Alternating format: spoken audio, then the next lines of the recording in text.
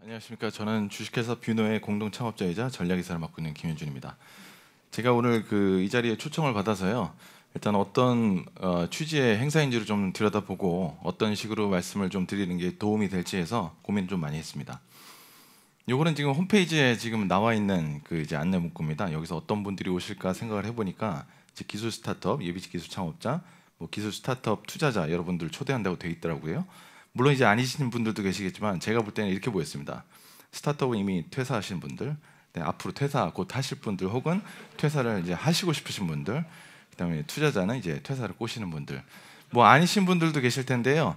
이제 아마 저의 발표 자료는 이런 분들이 좀 더 가장 도움을 받으실 수 있는 정도의 내용을 구성을 하였으니까 그 부분을 참고하시면 좋을 것 같습니다. 요 정도로 구성을 해봤습니다. 그래서 제가 창업자로서 어떤 식으로 창업을 했는지, 그다음에 이제 왜 창업을 했는데 의료를 했는지를 설명을 좀 드리고요. 그다음에 이제 제품은 어떻게 해서 선정을 할 수 있었는지, 그다음에 출시까지 어떤 어려움들이 있었는지, 마지막으로 저희의 소회에 대해서 말씀드리겠습니다. 사실은 뭐 이런 발표는 처음입니다. 그래서 뭐 기술과 관련된 거, 저희 회사와 관련된 것들은 얘기를 많이 드렸는데, 창업과 관련된 얘기들을 나누라고 기회를 주신 거에 대해서는 또 감사하면서도 한편으로는 고민이 많이 되더라고요. 그래서 뭐 이 주제를 짜면서 뭐 일단 뭐 여러분들한테 도움이 조금이라도 됐으면 하는 마음으로 발표를 드리겠습니다. 저희는 창업을 하고 의료를 시작을 했습니다. 뭐 일반적으로요, 테크라고 했기 때문에, 물론 테크가 아니신 분들도 많겠지만 테크라고 하면 뭐 아무래도 공대생들 출신 뭐 이런 쪽으로 이제 바이어스가 많이 있죠. 저도 이제 뭐 평생 공대생 출신이었습니다. 그래서 뭐 늘 남자들만 막 부글부글 있는 곳에서 공부를 했고, 그다음에 이제 뭐 대학원 가서 교수님한테 채찍질을 당하면서 일을 했고요. 그래서 우리가 얻고자 하는 게 뭔가 좋은 성취라고 하면 결국 이런 게 다였던 것 같습니다. 뭐 삼성에 가거나 LG를 가거나 뭐 좋은 직장을 갔고요. 뭐 좋은 직장 가서 조금 있다 좀 재미없으면 또 이직을 하거나 뭐 이런 삶의 연속인 거죠. 그래서 뭐 창업을 할 때 뭐 여러 가지 이유가 있습니다. 뭐 직장이 재미가 없을 수도 있고요. 돈을 더 벌고 싶을 수도 있죠. 아무리 돈을 많이 줘도요, 뭐 그거에 얻어지는 체감 효과는 1년을 못 가는 것 같습니다. 그다음에 또는 이제 결국에는 이제 새로운 것을 하고 싶어서 뭐 그렇게 해서 사표를 던지고 나오게 됩니다. 요거는 제가 이제 어저께 거의 이제 자료를 만들다가 뭐 정말로 처음으로 찾아봤던 사진인데요. 거의 한 4년 전 자료입니다. 제가 전 직장을 퇴사하면서 이제 요 레츠비 캔커피는 저희 바로 위에 이제 4년을 같이 하셨던 팀장님께서 캔커피를 하나 사주셨고, 이제 나와서 이제 사원증을 반납하라고 했는데 몰래 반납을 안 하고 들고 나와서 이제 커피를 한잔 하면서 저러고 이제 집에 갔던 기억이 납니다. 창업을 하려면 사실은 이제 공대생들 또 엔지니어들 출신은 창업을 한다는 측면에서는 조금 이점은 있는 것 같습니다.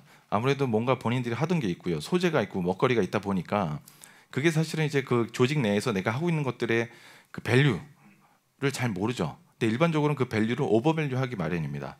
그러다 보니까 창업을 할 때 내가 이걸 가지고 뭘 할 수 있지 않겠냐라는 막연한 상상, 또 좋은 기대들을 많이 하게 되죠. 일반적으로는 기술, 그다음에 경험을 가지고 창업을 하게 되는 것 같습니다. 저희의 경우도 그랬고요. 뭐 연구소에서 기술을 당연히 오랫동안 했고요. 그다음에 기술만 있는 게 아니라 뭐 기술이야 뭐 대학원에서도 학교에서도 공부를 많이 하니까요. 그보다는 이제 어떤 경험을 갖고 있는지가 더 중요한 것 같은데, 저희 당시는 그랬습니다.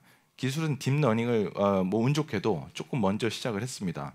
아마 한 2012년도부터 시작을 했던 것 같은데요. 연구소다 보니까 뭐 늘 그렇죠. 돈을 못 버니까 이제 구박을 받고 너네 뭐 하는 존재냐 막 이런 질타를 많이 받는데요.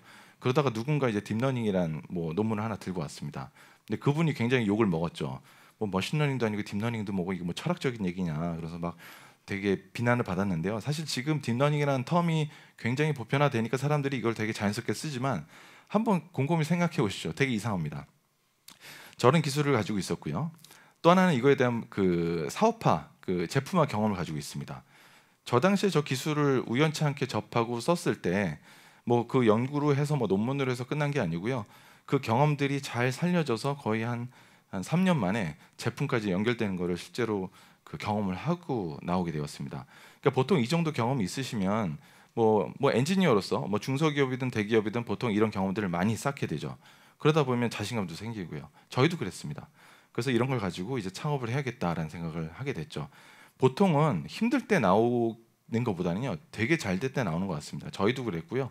아주 잘 되고 막 상 받고 막 이랬을 직전에 나왔기 때문에 뭐 나와서 다 할 수 있을 것 같았습니다.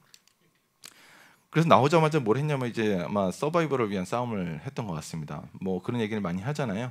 이제 뭐 온실안의 화초라고 얘기하는데, 뭐 안 그래도 큰 좋은 회사에서 삼시세끼 밥 다 주고 뭐 돈도 주고 뭐 여행비 다 주는 회사에서 나오자마자 체감하는 것들은 너무나 컸습니다. 뭐 이런 거였죠. 망망대해에서 거의 저 배 한 척 떠 있는 것 같았는데, 뭐 이 망망대해에서 뭐 잘 내비게이션 가지고 있으면 이제 갈 수 있습니다. 근데 그런 경험이 없다 보니까 저희가 누구한테 손을 벌려야 될지, 어떤 방향으로 가야 될지, 우리가 하고 있는 게 제대로 된 건지를 경험한 적이 없는 거예요. 그게 너무 제일 힘들었습니다. 두 번째는 그래서 이제 도와줄 사람들 찾게 된 거죠. 아마도 초기 투자자라든가 이제 멘토, 엑셀러레이터 이런 분들이 될 겁니다. 두 번째는요, 무엇을 할 것인지에 대한 고민을 했던 것 같습니다. 뭐 돈이 있고 뭐 처음에 보통 이제 그 뭐 퇴직금 받은 얼마로 이제 1년 정도는 살 수 있으니까 그런 걸 들고 왔는데, 그러고 나서 어떻게 이제 뭘 하긴 해야 되는데, 기술은 있는데 뭐 딥러닝 가지고 뭐 교육 사업을 할 수도 없고요. 고민이 많이 되죠. 이 문제는 오히려 너무나 아이템이 많은 게 문제인 것 같습니다. 이 첫 번째 문제가 망망대해서 뭘 어떻게 해야 될지 모른다면, 두 번째는 너무 많은 게 문제였어요. 정말 많은 토픽들이 있고 우리가 해야 될 것들도 많은데 그 중에서 뭘 선택해야 되는지에 대해서 저희는 아는 바가 전혀 없었습니다. 그러다 보니까 거의 전 산업을 이제 들여다보게 되는 것 같습니다. 창업 전부터 창업 후까지 일정 부분까지는 거의 모든 산업들을 다 들여다보기 시작합니다. 운 좋게도 저희가 이제 창업자들, 그러니까 투자를 받았기 때문에 뭐 퓨처플레이나 그 보넨제스 같은 그 투자자들이 저희한테 이제 많은 도움을 주셨습니다. 거의 일주일에 한 번씩 만나서 너네 뭐 할래? 뭐 각 산업 전문가들 앉혀놓고 미팅하고 막 이랬었죠. 근데 이런 것들 정말 그 뭐 한국 산업 표준 산업 분류에 봐도 이런 류의 산업들이 굉장히 많은데요. 저기 보면 과연 우리가 어디 속한지, 어디서 기회를 찾을 수 있는지는 모르겠습니다. 대부분의 경우 저희가 이제 좋은 토픽이라고 선택을 해서 그걸 가지고 사업을 하자고 시작했던 시점에 그걸 하지 못했던 이유들을 좀 정리를 해보면, 첫 번째는 이제 기술 개선의 가능성 굉장히 큽니다. 있어요. 할 수 있어요. 근데 이거를 했을 때 별로 이렇게 저희가 얻을 수 있는 게 없다는 거죠. 또는 그 커스터머 입장에서도 뭐 예를 들면 평소에 한 95% 돌아가는 장치인데 96%, 98%를 올려줬다고 해서 그 생산성이 비약적으로 향상되거나 아니면 뭐 저희한테 돈을 주거나 이런 상황이 아닙니다. 두 번째는 이제 남 좋은 일만 하게 되는 건데요. 흔히들 이제 대기업, 좀 큰 기업, 플랫폼을 쥐고 있는 기업들이랑 협력을 할 때 그런 경우들이 있습니다. 돈을 굉장히 잘 줘요, 비교적. 뭐 되게 단기인데 와서 뭘 이렇게 풀어주면은 몇 억을 주겠다, 뭐 이런 얘기 하죠. 굉장히 달콤합니다. 실제 그런 것도 했고요. 해보면 그 뭐 됩니다. 되고요. 결과도 좋고요. 저희가 볼 때도 야, 이러면 이제 앞으로 여기만 이제 보고 뭐 일을 해도 되겠구나라고 싶지만, 사실은 이제 그게 된 순간부터 저희는 이제 아웃입니다. 보통 내재화를 하죠. 기업들이 다 그렇습니다. 이건 뭐 나쁘고 좋고의 문제를 떠나서요. 뭐 저도 대기업에 있을 때 그랬기 때문에 내재화를 해야 되는, 또는 원가 절감을 해야 되는 이슈가 있기 때문에 이런 방법은 서바이벌을 할 수가 없습니다. 또는 이제 이미 남들이 하고 있다는 거죠. 그러니까 저희가 먼저 시작을 했고 저희가 해서 결과를 내고 실제로 돈도 벌 수 있는데, 이거를 보면 그 소문이 나는 순간 남들도 다 하고 있어요. 굉장히 빠른 시간에 따라올 수 있습니다. 그렇기 때문에 저희가 그걸 해봤자 결국엔 이제 파일을 나눠 먹는 일밖에 남지 않고요. 그렇게 되면 별로 이제 재미가 없어지는 일이 되는 거죠. 또 하나는 이제 중요한 문제가 아닌 부분도 있습니다. 뭐 경쟁자도 없고요. 저희가 할 수 있고요. 해서 얻어지는 가치도 있어 보이는데 사실은 별 대단한 문제가 아닌 거죠. 그럼 저희도 적어도 이제 회사를 그만두고 나와서 창업을 이제 의기양양하게 시작을 했는데, 이거는 뭐 세상을 바꿀 일도 아니고 뭐 이게 왜 이런 걸 해야 되지라는 스스로에 대한 자괴감. 그거는 이제 토픽이 중요한 게 아니고 어떻게 보면 이 팀을 오랫동안 끌어나갈 수 있는 어떤 비전이나 철학과 관련된 문제일 수 있습니다. 이런 부분들 때문에 사실은 모든 것들이 다 기각이 됐고요. 그래서 마지막에 살아남은 게 이제 의료였던 것 같습니다. 저희가 의료를 보면서 여러 가지 일들을 했는데요. 그때 정말로 많은 얘기 들었습니다. 여기 혹시 의료를 하시는 분들이 계신다면 아마 비슷한 얘기들 한두 번 들으셨을 겁니다. 진입하기는 정말 어렵다. 근데 들어오고 나면 그냥 근근히 먹고 사는 데는 뭐 괜찮다, 이런 얘기들 많이 하십니다. 뭐 왜 그런지에 대한 그 함의는 여러 가지가 있을 것 같고요. 저도 개인적으로 이 예에 대해서 어느 정도 동의하는 바가 있습니다. 근데 뭐 아무튼 이런 부분들이 있다는 거죠. 저희가 의료를 시작했던 거를 좀 돌아보면요, 뭐 아마 이런 얘기는 아마 처음 하는 것 같습니다. 그 처음에 저희가 여러 일들을 할 때 저희 이제 창업자들의 지인의 또 아는 분이 뭐 아산병원에 또 계시고 병원에 계신 어떤 교수님과 또 뭐 사제 관계이기도 하시니까 그쪽에서 어떤 문제들을 받아왔어요. 그러니까 뭐 교수님 뭐 내 친구가 뭐 창업했어요. 근데 뭐 AI를 한대요. 뭐 이런 얘기를 하다 보니까 이제 거기서 이제 뭐 한번 만나보자 뭐 이러고 하다 보니 얘기가 잘 돼서 뭐 딥러닝이 그렇게 좋은 거야? AI가 그렇게 대단한 거야? 그러면서 이제 그런 문제를 주신 거죠. 그때 저희가 처음 받았던 문제가 이겁니다. 여기 보시면은 이제 요거는 이제 미만성 간질성 폐질환이라는 CT로 촬영된 영상에서 볼 수 있는 어떤 그 분류와 관련된 문제입니다. 뭐 저기 보시는 것처럼 그 병의 어떤 폐가 망가진 형태에 따라서 6가지 정도로 구분을 하고 있는데요. 그 6가지 구분하는 것 자체가 뭐 사실은 진단에도 쓸 수 있지만 연구적으로도 중요하고 실제로 이 질병 자체를 좀 더 깊이 연구하기 위해서는 이런 것들을 정량화해야 되는 숙제도 있었습니다. 근데 그 기술적으로 잘 풀리지 않아 왔던 거죠. 그래서 저 교수님들이 저 데이터를 가지고 저희가 한번 우리 기술로 한번 해봐라. 너네가 뭐 하면 얼마나 하겠냐 이러면서 던져주셨어요. 그래서 저희가 이 일을 한 달 정도 했었는데요. 그 뭐 딥러닝 하시는 분은 아시겠지만 알렉스 넷입니다. 굉장히 옛날 고전이죠. 고전 네트워크. 뭐 당시에는 그게 이제 그래도 업투데이트 기술이었으니까 저걸 써서 저 뭐 데이터도 수도 그렇게 많은 건 아니고요. 저희가 정말 쉽게 돌렸습니다. 그래서 이제 결과들이 나왔는데 그 뭐 이런 영상들이고요. 결과적으로 저거를 이제 퀀티피케이션 정량화하는 문제랑 각각의 패치들을 이제 분류하는 문제가 있었는데 두 경우 다 저희가 압도적으로 이 성능을 높였습니다.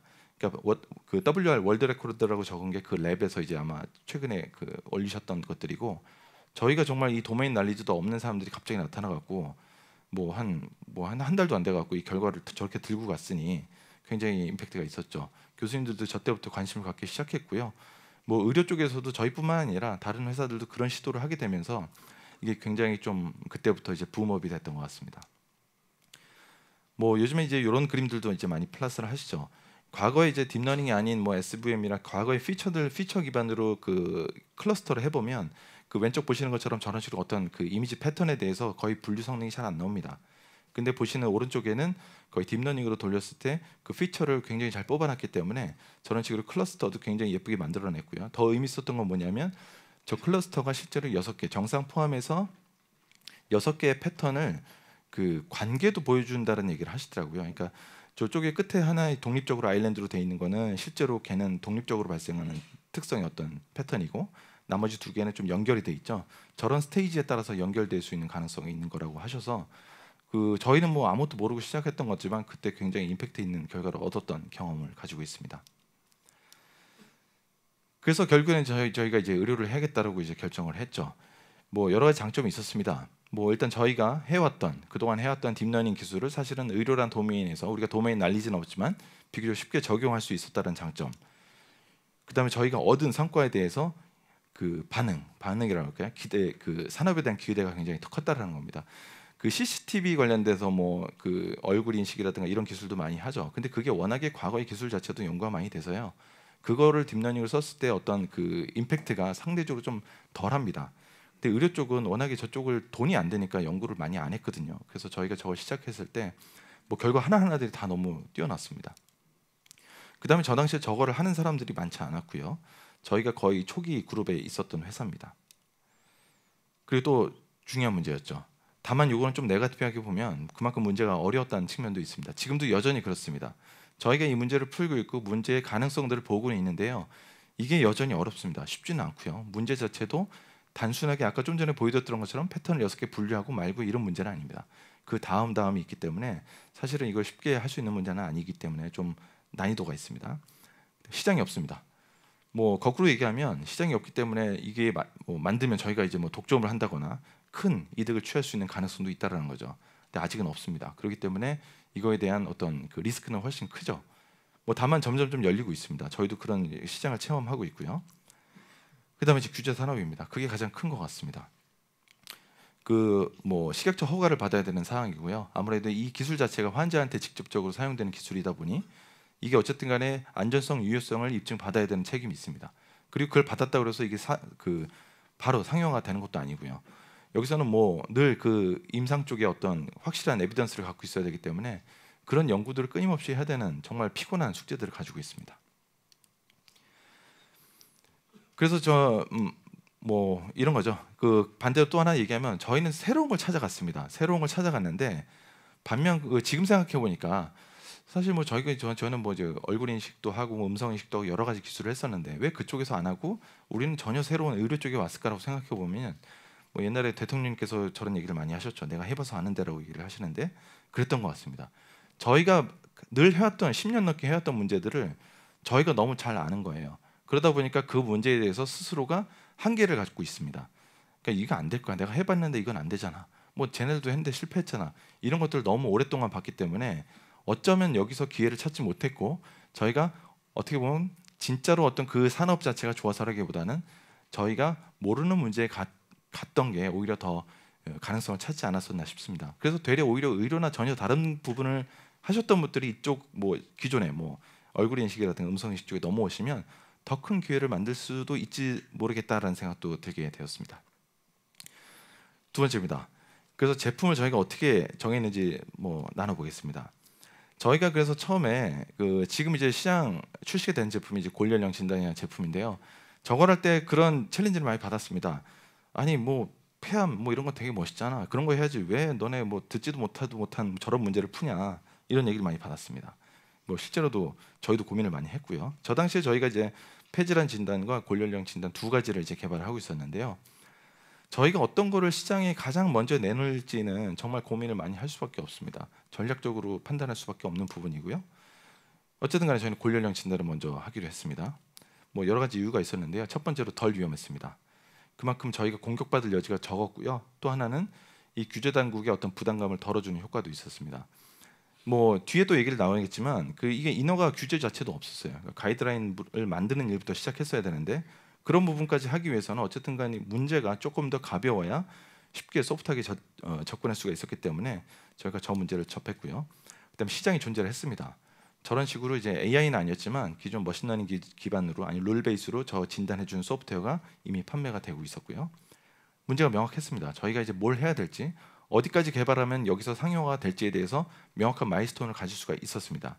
그러나 예를 들면 이제 CT라든가 다른 좀 더 위에도 높은 문제의 경우는 좀 그런 것들이 많은데요. 이거 한번 해보자. 여기까지 오면 되게 좋아라고 해서 연구를 시작하면 그 연구자께서 여기까지 잘했구나. 근데 이제 앞으로 이제 시작이야. 뭐 이런 얘기를 하는 거예요. 그러면 뭐 한 6개월 동안 열심히 했는데 그럼 6개월 끝나서 이제 제품 출시해야겠다 생각했는데 사실은 그 뒤에 뭐가 더 있었다는 거죠. 그런 식으로는 이제 사실 상당 부분의 제품들이 그런 식으로 이어지기 때문에 그 당시 이제 좀 위에도가 높았던 폐암이라는 거를 그렇게 하기엔 좀 어려움이 있었습니다. 또 하나 시장 규모가 나쁘지 않았습니다. 뭐 그런 얘기 많이 하시죠. 보통 우리가 건강검진센터 가거나 조금만 어디가 아파도 흉부 엑스레이는 많이 찍잖아요. 근데 그렇기 때문에 우리가 늘 아는 거 막연히 시장이 굉장히 클 것 같은 거, 그다음에 실제로도 시장이 큰 거, 뭐 그런 걸 생각해 보면 우리가 어떤 비즈니스 아이템을 선택할 때 그쪽으로 가려는 성향은 굉장히 확고합니다. 그러나 시장을 좀 더 면밀히 들어볼 필요가 있고요. 일단 뭐 뒤에 설명을 드리겠지만 하나씩 설명드리겠습니다. 기기 위에도는 어떤 뭐 식품의약품 안전처에서는 기기의 안전성과 유효성을 측정을 합니다. 그런 측면에서 저희 기기가 어떤 사람이 죽고 사는 문제가 거리가 적죠. 뭐 골연령 나이 판독을 원래 6살인데 7살이라고 잘못 판독해서 이 아이가 죽지 않습니다. 그러다 보니까 식약처라든가 이거를 이제 어떤 본인의 책임을 가지고 허가를 내줘야 되는 주체 입장에서는 조금 더 비교적 자유로운 거죠. 뭐 너네가 허가 내줘갖고 사람 죽었다 이런 일 최소한 들을 일은 없으니까요. 그리고 또 하나는 이제 그런 문제가 있는 겁니다. 저희가 진단을 해줬는데 100개 했는데 하나 틀릴 수는 있습니다. 근데 사람이 100개 하면 그보다는 더 틀릴 수 있거든요. 근데 사람들의 어떤 그 위험이나 실수에 대한 수용력이 사람일 때와 기계에 있을 때는 굉장히 다르다는 측면입니다. 그리고 기계의 성능이 전부는 아니었습니다. 그러니까 저희가 제공한 기술 자체가 뭐 정확도를 올려줘 갖고 이걸로 끝나는 게 아니고요. 사실은 AI가 제공할 수 있는 정확도 플러스 새로운 워크플로우에 대한 부분이 있었습니다. 그러니까 유저 인터페이스죠. 새로운 어떤 사용자 경험을 주는 측면이 있었기 때문에 이거는 AI에 전적으로 의지하는 그런 제품은 아니었다는 판단이 들었습니다. 네, 말씀드린 대로 이건 이미 시장이 존재했고요. 뭐 하나가 있습니다. 그래서 본엑스퍼트라는 유럽 회사가 있고 뭐 저희도 저 대표로 만나보기로 했었는데요. 이미 판매가 되고 있고 저 제품이 지금 유럽에 한 100개 정도 병원에 납품이 되고 있습니다. 저희 기술은 우리나라에 5월달에 처음으로 허가를 받았고요. 이쪽 기기 AI 기기에서는 뭐 세계에서 처음입니다. 수골 영상을 판독하는 거는 저희가 지금 한 20개 정도 기관이 저희 거를 사용하고 있습니다. 문제가 명확했다는 측면에서는요. 아산병원에서는 저런 걸 쓰고 계셨어요. 저기 보시는 건 저희 제품은 아닌데요. 그 병원 내부에서 연구자들께서 직접 개발을 하신 거죠. 그러니까 저런 게 필요하고 이거 뭐 AI가 찾아주는 건 아닌데 과거에는 이제 책을 넘겨서 책이랑 이제 비교를 하셨던 거죠. 근데 그거보다 그냥 빠르게 이제 그 화면을 보고 싶다 해서 그 그냥 인터페이스만 만드신 겁니다. 근데 저희가 만들었던 거는 인터페이스랑 플러스 이게 AI를 붙여서 저 인터페이스 상에서 책으로 봤던 이 아이의 나이가 몇 살인지 그 해당하는 페이지를 열어주는 개념이라고 보시면 될 것 같습니다. 그래서 저희가 이 개발할 때 굉장히 명쾌하게 할 수 있었던 거는 연구자들께서 저거에 대한 효과를 너무나 알고 계셨고 저거에 대한 강한 의지도 가지고 계셨습니다. 그다음에 데이터도 명확하게 있었고요. 늘 우리가 이제 데이터 얘기를 하게 되면 데이터 자체가 뭐 많다고 하더라도 그게 저희한테 전달되는 경우가 많지는 않습니다. 전달을 받아도요, 그걸 이제 학습시킬 수 있는 상태도 아닌 경우도 많고요. 그러나 이런 것들이 어느 정도 충족을 했기 때문에 저희가 개발을 하게 되었습니다. 아까 전에 시장성 얘기를 드렸는데요. 보통 일반적으로 흉부 엑셀을 많이 촬영합니다. 그 1년에 2,800만 회를 촬영합니다. 저거는 이제 그 건보공단에서 작년치 데이터를 뽑아온 거고요. 그 판독료만 따지면 1,280억입니다. 그 다음에 어디를 많이 촬영할까요? 네, 목이 삐끗해서 많이 촬영하십니다. 경추 부분이 790만 회, 비용으로 380억입니다. 그 다음에 또 어디를 촬영할까요? 발목 삐끗 많이 하시죠. 족골입니다. 이쪽도 714만 회를 했는데 그 비용 자체는 340억입니다. 저희가 이제 수골 영상 판독이라는 건 거의 처음 들어보실 겁니다. 그 180만 회를 하는데요. 비용으로 630억짜리 시장입니다. 그 고가 검사입니다. 그러니까 다른 것들은 보험급여가 되기 때문에 기껏해야 뭐 1,000원, 2,000원 이렇게밖에 안 돼요. 근데 이제 수골 영상 판독은 저희가 이제 로컬 병원에 아이 자녀분을 데리고 가면 보통 5만 원에서 7만 원까지 비급여로 진단을 하고 있습니다. 그래서 시장성으로 따지면 저희가 일반적으로 인지하고 있는 것과는 굉장히 다른 측면이 있고요. 또 의료라는 부분들은 저희가 쉽게 접근해서 그걸 들여다본 적이 없기 때문에 그런 측면에서 보시면 실제로 이 본인들이 개발하고자 하는 것들에 대한 시장을 명확하게 일단 스터디하시는 게 굉장히 중요하다는 말씀을 드리고 싶습니다. 뭐 저희가 이제 그 신속한 상품화가 일단은 가능해 보였다는 것도 중요한 장점이었습니다. 늘 경험하게 되는 문제일 텐데요. 우리는 추정을 하죠. 저 상대방의 어떤 그 의지와 데이터와 여건과 계약 관계 이런 걸 통해서 우리가 이렇게 할 수 있겠다라고 전제를 하고 실행을 합니다. 근데 실제로 그렇게 하면 뭐 그렇게 안 되는 경우가 뭐 거의 절반 이상인 것 같고요. 그 저희가 이제 뭐 따져 보니까 실제로 데이터가 주어진다면 데이터가 저희한테 와서 저희가 그 feasibility, 그러니까 이게 되는 문제인데 안 되는지 문제인지를 보는 데는 한 1개월이면 될 것 같습니다. 그 다음에 초기로 워킹하는 모델 만드는 데는 한 3개월 정도면 될 것 같고요. 그러나 이제 이것보다 실제로 더 걸리는 부분은 계약관계, 그 IRB 내부윤리위원회라고 해서 그 데이터가 반출되는데 또는 사용되는데 그 윤리 그 심의를 하시거든요. 그런 부분들 하면 거의 한 여거 10배가 걸리는 것 같습니다. 근데 좀 어려운 게 많습니다. 의사들이 이제 뭐 어떤 UI를 원하는지 저희는 기술 개발을 하지 의사 선생님들의 어떤 니즈를 정확하게 알지 못합니다. 이분들이 비싸신 분들이고요. 되게 바쁘신 분들이거든요. 그래서 시장 자체가 좀 특수한 상황들이 많습니다. 그 다음에 또 만들었어도요. 우리가 스탠드얼론 뭐 모바일 앱처럼 만들어서 그냥 아이폰이나 이제 안드로이드에 뭐 배포를 하면 끝나는 게 아니고 병원마다 시스템이 다 다릅니다. 그 리거 시스템들이 있는데 거기랑 어떻게 연결을 시킬지는 정말 그게 더 골치 아프고 비용이 많이 나가는 경우도 많고요. 아무리 AI가 뭐 사람을 살려준다고 해도 그런 시스템 연계가 안 되면 불편해서 안 쓰는 경우도 많습니다. 네, 제일 큰 건 이제 허가를 어떻게 받아야 되는지 문제인 거죠. 위에 사실 나머지 것들은 아무 문제가 아닙니다. 그냥 하면 됩니다. 근데 이제 저거는 저희가 어떻게 할 수가 없어요. 저희 스스로 열심히 한다고 되는 건 아니거든요. 그래서 이게 참 어려웠습니다. 결론적으로 저희가 인하관은 받았습니다. 올해 5월달에 받았고요. 그래서 이제 이 부분에 챕터 정리를 해보면 어쨌든 제품은 저희가 시장과 제품 상황에 따라서 저희가 할 수 있는 최선을 다했다고 이제 판단을 하는 거고요. 그다음에 최선의 선택이 아닐 수 있습니다. 저희가 지금 만들고 있고 출시된 제품 다 최선이 아니라고 생각하고 있습니다. 어차피 시장에 나가서 평가를 받다 보면 그게 점점 최선에 가까워지는 거죠. 그렇게 생각을 하고 있습니다. 그래서 결국에 정답은 과정이지 저는 어떤 선택이나 결과에 있다고 보지 않습니다. 보통 스타트업들이 보면요. 최선의 선택을 하기 위해서 굉장히 시간을 많이 쓰는 걸 봅니다. 당연히 필요하고요. 근데 그거보다 때로는 먼저 실행을 하는 게 더 중요할 수도 있을 것 같습니다. 최선의 선택이 결국엔 틀릴 확률은 더 높다고 보거든요. 근데 먼저 실행을 하면요. 그 틀린 결과를 수습할 수 있는 시간을 그만큼 벌게 됩니다. 그렇기 때문에 그 과정을 더 중요하게 생각하시는 게 필요할 것 같고요. 그런 측면에서 저희도 모든 행동들에 대해서는 과정을 더 중요하게 생각하고 있습니다. 세 번째로 이제 저희의 어떤 출시와 관련된 경험들을 나눠주겠습니다. 그 문제는 정말 많습니다. 저희는 이제 의료기기 회사고요. 의료의 어떤 진단 기술을 우리나라 처음으로 만들었, 기술도 만들었지만 그 시장도 만들어야 되는 숙제를 가지고 있었던 경험에서 보면 물론 어려운 게 더 많습니다. 근데 일단 뭐 긍정적으로 보면 문제가 굉장히 많습니다. 이제 우리가 해야 될 것, 풀어야 될 것도 많고 이제 할 수 있는 아이템도 굉장히 많은 거죠. 또 반면에 그런 한 과정에서의 프랙티컬한 프로블럼들도 굉장히 많은 거죠. 데이터의 문제, 도메인 날리지에 대한 문제, 인허가에 대한 문제 많습니다.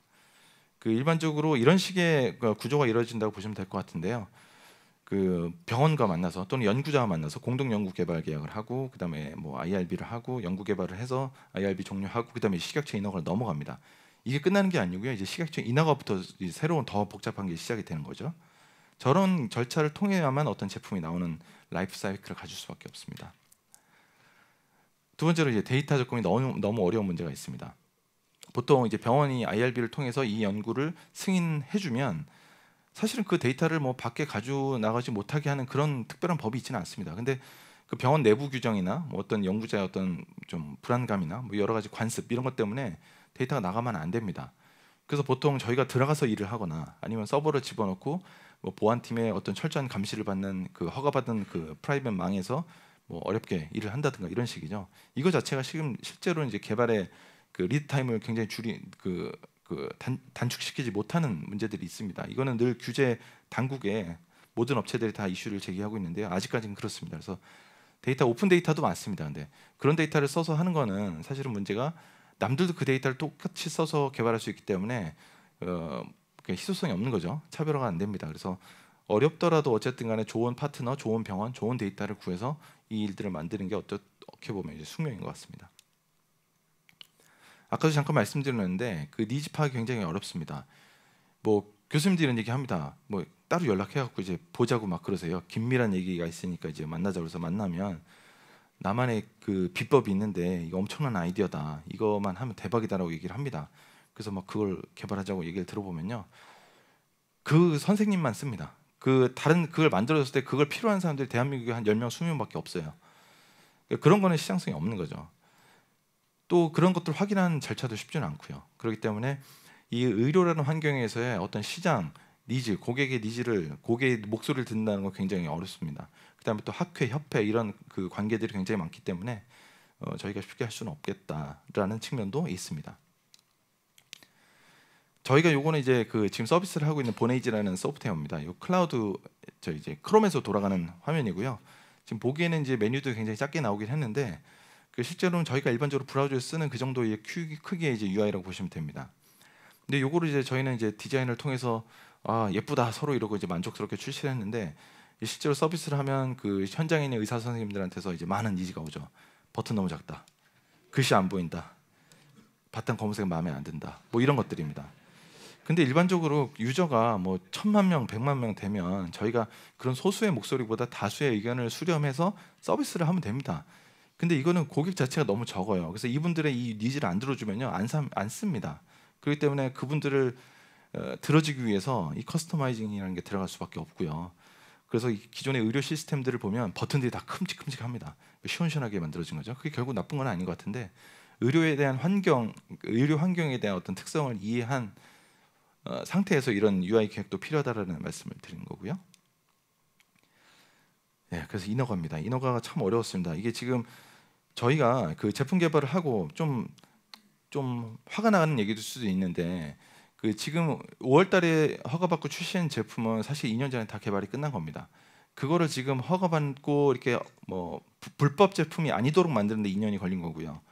그래서 이제 저희가 이 허가 받는 때 이제 어떻게 하면 되는 건가 해서 막 처음에 공부를 열심히 했겠죠. 근데 정말 자료가 많습니다. 식약처에 저런 자료도 다 있고요. 뭐 사세하게 뭐 어떤 절차를 어떻게 하면 된다라고 다 있습니다. 근데 저거 보면 이해가 됩니까? 하나도 이해 안 돼요. 뭐 양식도 있고 다 있는데요. 누구도 저걸 가지고 제대로 할 수 있는 사람이 없습니다. 근데 어쨌든 간에 이제 우여곡절 끝에 2년 끝에 저희는 이제 허가를 받았으니까 경험이 있으니까 그러고 나서 이걸 플로우를 보면요. 정말 정리가 잘 돼 있더라고요. 그래서 이것만 보고 하면은 다 할 수 있겠다라는 생각을 아마 하실 수 있게 됩니다. 그 몇 가지 넘어야 될 선들이 있는데요. 첫 번째 인허가는 참 요구하는 것들이 많습니다. 그 품질 시스템이란 걸 먼저 인증을 받으셔야 됩니다.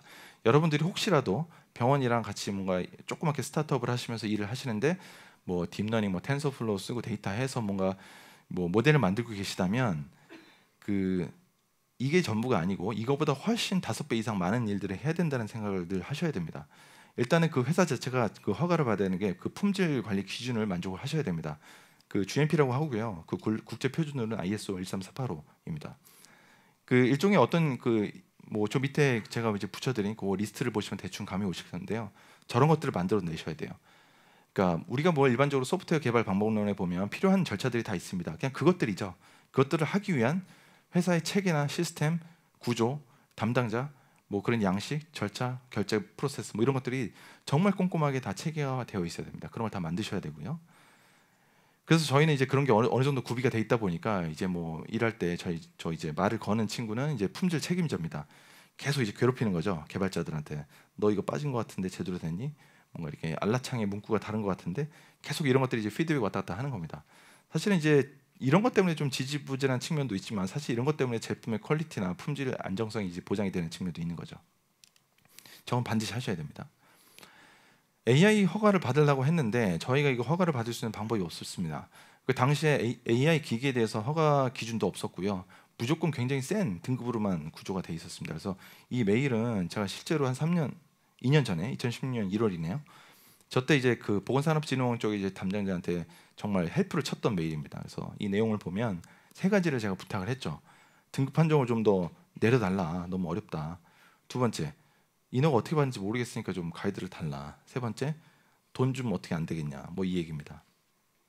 늘 스타트업들이 저 문제에 봉착할 수밖에 없습니다. 의료 쪽은 뭐 예를 들면 모바일이나 이런 거 만들어 소프트웨어 만들어서 그냥 퍼블리싱 하면 되잖아요. 그리고 시장 반응 보면 되는데 이건 그렇지 않습니다. 아무리 허접한 것도 만들려면 정말 저희 판단으로 한 2, 3억 이상은 있어야지 아웃풋이 나와요. 그렇기 때문에 이런 것들을 어떻게 허들을 넘느냐는 굉장히 중요한 문제일 수 있을 것 같습니다. 그래서 그 당시에 뭐 저희가 스타트업인데 의료를 한 것도 아니고 회사에 뭐 의사가 있는 것도 아니니까 뭐 백이 있겠습니까? 없죠. 그러니까 이제 여기저기 죽는 소리 할 수밖에 없는 겁니다. 뭐 스타트업들이 늘상 보면 이제 규제 산업과 맞물려 있어서 어려운 얘기들 죽는 소리를 이제 많이 할 수밖에 없는데 뭐 저희도 똑같이 그랬습니다. 남이 가지 않았던 길을 가기 위해서는 그런 일을 할 수밖에 없고요. 사실 그게 뭐 좋은 건지 생산적인지는 모르겠지만 누군가 하긴 해야 되는 일이라면 우리가 할 수밖에 없는 상황에 봉착할 수밖에 없습니다. 그래서 저 당시에 뭐 여러 가지 기관들 통해서 저희 뭐 5만 메일 다 보냈고요. 그래도 이제 한두 개 올라가기 시작하니까 이제 조금씩 움직이기 시작하더라고요. 그래서 결국에 2016년 작년 7년 12월에 2편의 이제 AI 가이드라인이 나왔습니다. 저희가 저 2편에 참여를 다 했고요. 같이 저걸 이제 문서 작성을 했고 저 배경에 보면 첫 번째가 인공지능 기술은이라고 시작을 합니다. 저는 저거 보면 되게 이제 마음이 뿌듯한데요. 한 2, 3년 전만 해도 좀 허가를 어떻게 받니 이런 얘기 많이 했었는데 그래도 이제 식약처 나라의 정부 기관이 저런 것들 인공지능 기술을 위해서 가이드라인 만들어줬다는 거 보면 굉장히 뿌듯하죠. 뭐 작은 산을 하나 넘은 것 같은 느낌입니다. 가이드라인은 일종의 이제 그 법은 아니고요. 그 의료기기법이나 의료법상에서 모든 걸 커버하지 못하기 때문에 그런 판례들에 대해서 조금 더 가이드를 주기 위해서 안내를 주기 위해서 그 기술을 하는 지침서라고 보시면 될 것 같습니다. 뭐 그래서 식약처에 보면 저런 가이드라인이 굉장히 많습니다. 그러니까 법으로 해결할 수 있는 부분들이 없기 때문에 그러니까 의료법이나 의료기기법 전문을 보면 그렇게 많지가 않았습니다. 그래서 거기서 커버 못하는 것들을 저런 식으로 다 작업을 해서 올라가고 있고요. 내가 관련된 산업에 대해서 저런 가이드라인인지 확인을 해보시고 그 내가 어떤 식으로 저거를 만들면 되는지 보시는 것도 도움이 될 것 같습니다. 첫 번째 가이드라인은 뭐 인허가 기준에 대한 가이드라인이었습니다. 뭐 AI 의료기기는 사실은 이제 진단 보조죠. 진단을 대신 해주는 것도 아니고 보조를 해주는 기기인데도 불구하고 그 너무 높은 등급으로 있었어요. 그래서 요거는 2등급으로도 인허가 할 수 있게 신설이 됐고 그다음에 이제 이게 의료기기인지 아닌지 그 싸움이 많았습니다. IBM 왓슨이 이게 의료기기 아닌 걸로 이제 제품 판매가 됐었는데요. 그런 것과 맞물려서 여러 가지 이슈가 있었고 그다음에 이거는 보통 임상시험이라고 하면 전향적으로 임상시험을 합니다. 환자를 리크루팅해서 환자한테 어떤 그 뭐 처치를 하고 처치해야 되는 효과를 이제 굉장히 객관적으로 안정성이 보장된 환경에서 그런 걸 측정하게 돼 있는데 저희 진단 보조 도구를 그렇게 할 필요는 없잖아요. 그래서 후향적으로 할 수 있게 해달라는 니즈를 말했는데 저것도 허용이 됐습니다. 그다음에 이제 학습 데이터에 대해서도 늘 AI라는 그 딥러닝의 특징이 데이터가 추가로 학습됨으로써 성능 개선이 있죠. 근데 그거에 대해서 성능 개선이 있을 때마다 그러면 변경 허가를 받을 거냐? 그건 아니기 때문에 식약처 가이드라인에 따르면 데이터가 학습돼서 추가로 성능이 올라가는 것에 대해서는 특별한 변경 허가가 필요 없이 그 GMP 그 품질 시스템 하에서 업체가 스스로 관리하게끔 되어 있습니다. 그다음에 요거는 임상시험 계획에 대한 좀 상세한 가이드라인이고요. 뭐 골든 스탠다드 어떻게 할 건지, 샘플 사이즈, 목표 성능, 그러니까 하다 보면 늘상 맞춘 일들입니다. 뭐 목표 성능을 잡아야 되는데 목표 성능 기준이 뭐냐라고 따지면 끝도 없거든요. 뭐 그런 것들이고요. 그다음에 이제 멀티 센터를 해야 되냐, 뭐 한 군데서만 임상에도 허용해 줄 거냐, 뭐 그런 거는 기본적으로 다 이제 좀 친기업적으로 해주는 방향으로 되어 있습니다. 네, 뭐 이런 내용이고요. 뭐 의료기의 구분에 대해서도 말이 많은데 뭐 이게 어떤 게 의료기인지 아닌지에 대해서는 그 가이드라인에 보면 의료기 예시가 있습니다. 그래서 저 전문으로도 해결이 안 되면 예시를 보시고요. 저 예시를 보면 여러분들이 개발하시려고 그러는 게 어느 쪽에 가까운지는 보이실 겁니다. 그래도 답이 안 나오면 이게 의료기 등급 판정을 그냥 민원 넣으시면 됩니다. 바로 주십니다. 그래서 등급은 보시는 것처럼 이제 그 등급 신설이 돼서 의료 영상 분석 장치 소프트웨어, 검출 보조 장치 이런 식으로 이제 등급이 신설이 됐습니다. 대부분의 경우에 저 등급에 이제 아마 해당하는 기기들이 많이 출시가 될 거라고 생각이 됩니다. 그래서 저희가 이제 18년도 올해 5월달에 허가를 받았고요. 그 뭐 이제 뭐 판매를 시작한 지 얼마 안 돼갖고 이렇게 한 20군데 정도 사용하고 계시는데요. 저 반응 굉장히 좋고요. 뭐 어쨌든간에 작지만 저런 성공들이 이제 시작이 됐다는 거에서 의미가 있었던 것 같습니다. 뭐 문제는 하여튼 저런 임상 시험을 받고 시장 출시했다고 끝이 아닙니다. 계속 챌린지를 받습니다. 이 성능이 유효하냐? 식약처 허가 받은 건 최소 만진이고요. 이거를 아무도 뭐 이거 되는 거나라고 개런티 해주지 않습니다. 그렇기 때문에 그런 성능에 대해서는 지속적으로 그 밸리데이션 스터디를 해서 논문을 쓰거나 해야 되는 그 지난한 과정들이 수반될 수밖에 없습니다. 제가 아까 과정에 대해서 중요하다고 말씀을 드렸는데요. 그 보네이지라는 과정, 그 제품이 허가받는 과정 사이에 여기 보시는 것처럼 5개 이상의 제품들이 개발이 완료가 됐습니다. 그러니까 보네이지는 뭐 저희가 회사가 뭐 2년, 뭐 3년 내내 보네이지 하나만 개발한 건 아니고 그걸 하면서 그 프랙티스를 통해서 여러 가지 더 그 위해도가 높은 제품들이 이제 곧 인허가를 받거나 현재 인허가 진행 중이기 때문에 그래서 이제 제가 과정이 중요하다고 생각을 하고 있습니다. 네, 뭐 사업화도 중요한데 이건 시간이 없으니까 패스를 하겠습니다. 뭐 해외 진출에 대해서는 늘 중요한 거고요. 저희가 아무것도 없이 시작했는데 그래도 해외 그 글로벌 그 AI 리포트에 보면 저희 회사가 늘 언급이 되고 있기 때문에 여기에 보람이 있다고 생각을 하고 있습니다. 마지막으로 저에게 창업의 단상을 소회를 밝히고 마치겠습니다. 그 엔지니어로서 의료를 한다는 것에 대한 소회를 말씀드리면요, 늘 깝깝합니다. 더 빨리 할 수 있을 것 같고요. 뭐 안전성, 유효성 이 정도면 된 거 아니야 싶은데요. 계속 그런 것에 대해서는 요구를 받을 수밖에 없고요. 이해관계가 많습니다. 정부의 관여가 심하죠. 규제고요. 다 뭐 광고 하나 낼 때도 다 그 허락을 받아야 됩니다. 대신에 이제 풀어야 될 문제가 많기 때문에 그만큼 또 기회가 많다고 보시면 될 것 같고요.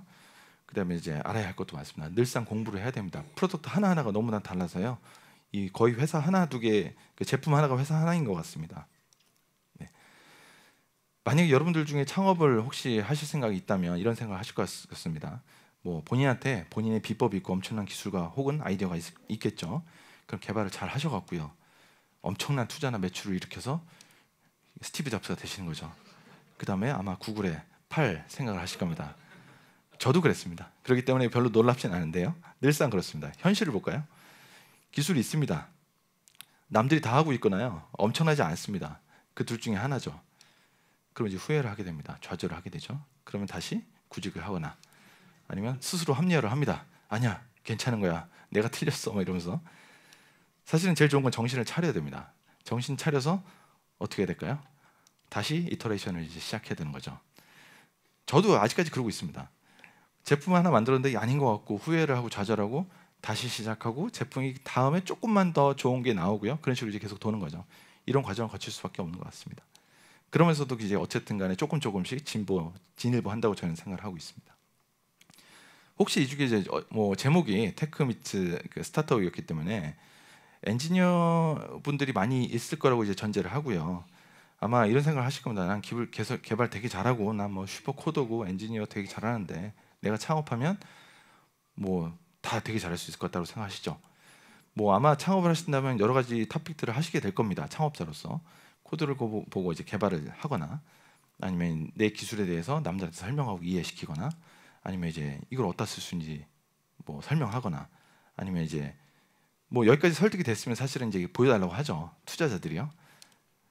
그리고 이제 보여줘도요, 그럼 너네 거 좋은데 다른 거랑 뭐가 다른지 늘 챌린지를 당합니다. 또 설명을 해야 돼요. 돈도 가져와야 되고요.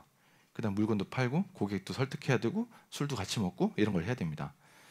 그래서 아마도 제가 볼 때는 엔지니어로서 엔지니어의 자질을 뽐낼 수 있는 것들은 1번 정도밖에 없을 텐데, 1번을 실제로 창업했을 때 1번에 할애하는 시간은 제가 볼 때 한 10%에서 20%밖에 안 될 겁니다. 여기서 말씀드리고 싶은 얘기는 뭐냐면, 우리들은 결국 기술자로서 기술 창업을 하시는 분들은 그냥 어른이 다시 유치원 간다고 생각하시면 될 것 같습니다. 내가 들어가는 사업 영역 또는 그쪽 비즈니스라는 영역에서 나는 성인이지만 그쪽 하나 모르는 거 맞습니다. 그렇기 때문에 하나 둘씩 빠르게 배운다는 생각으로 가시는 게, 빨리빨리 월반을 해야 되겠죠. 가장 중요한 것 같고요. 그래서 뭐 저도 그렇지만 여러 가지 지금 창업자로서 활동하면, 그 회사는 뭐 창업자가 뭐 엔지니어 마인드야 뭐 이런 얘기 많이 듣거든요. 그런 얘기를 안 들으셔야지만 비로소 성공하셨다고 보고요. 여기 계시는 혹시 창업을 하셨거나 퇴사를 하실 분들을 늘 응원을 하겠습니다. 감사합니다.